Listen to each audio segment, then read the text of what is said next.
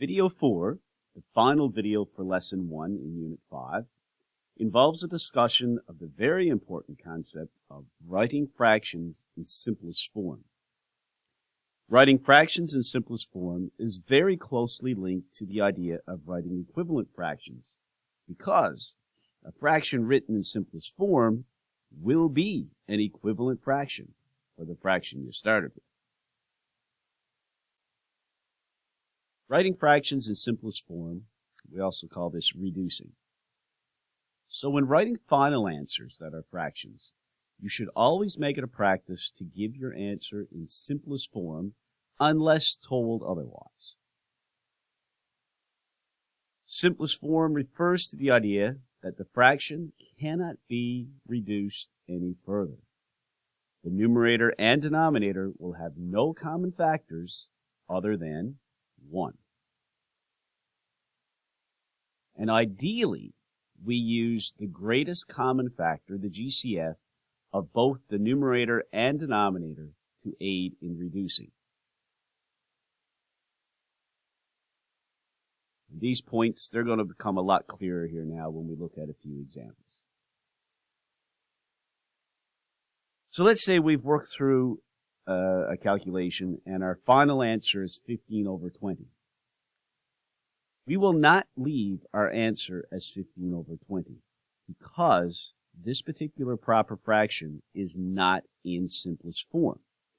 And what that means is that we can take this fraction and we can make it smaller. We can make the numerator and denominator smaller.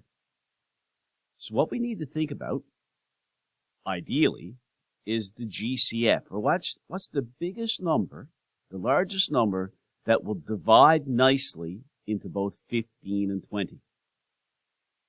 And if we think about that, we should come up with 5.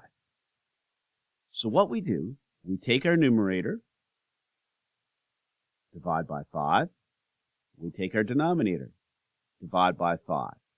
5 goes into both 15 and 20 nicely. We'll get back natural numbers here. 15 divided by 5 is 3. And 20 divided by 5 is 4.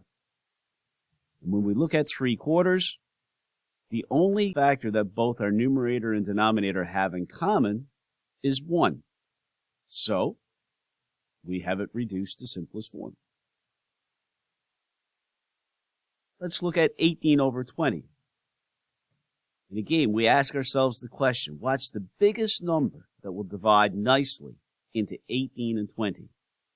What's the GCF for 18 and 20? And the greatest common factor for 18 and 20, if you think about it, is 2.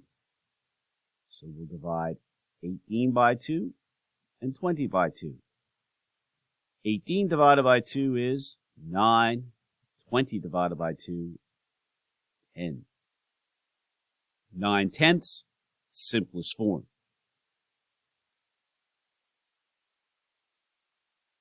28 over 32, not in simplest form. This can reduce. We can make this fraction smaller.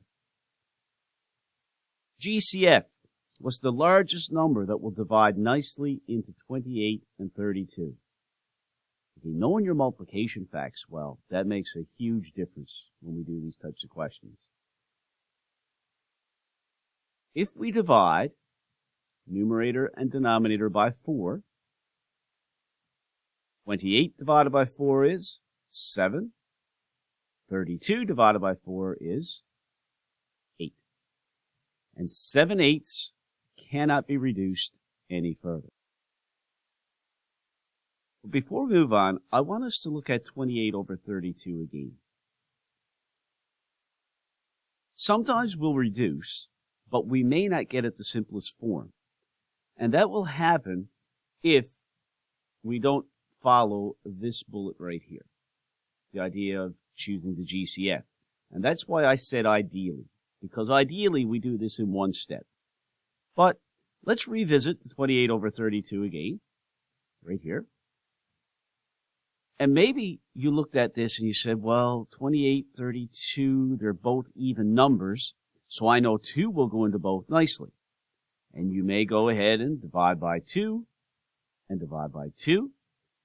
And if I go 28 divided by 2, I get 14. If I cut 32 in half, dividing by 2, I get 16. But if you were to leave your answer like that, it's not simplest form. You've reduced it. 14 is smaller than 28, and 16 is smaller than 32, but it's not simplest form. And the idea, once again, that you say, oh, gee, these are both even numbers, so I can divide by 2 again. Sure. 14 divided by 2 is 7, and 16 divided by 2 is 8. And you realize that, yeah, you do get, and you must get, the same answer, the same final answer. But if you don't choose the GCF right away, you may need an extra step or two. A couple more. 6 over 6. Now, if you take any number and divide it by itself, what do you always get? Well, we should know that any number divided by itself is 1. And boom, that's our answer. Done. If you looked at it and said, well, I know that 6 is the biggest number that will divide into 6 nicely, then we could go 6 divided by 6 is 1, 6 divided by 6 is 1, and then 1 divided by 1 is 1. But I would like for you to get into the habit of looking at any number divided by itself and immediately thinking, yep, that's 1. And our last example, 24 over 48. If we sit back and think about it, we should realize that the largest number going nicely into both 24 and 48 is 24.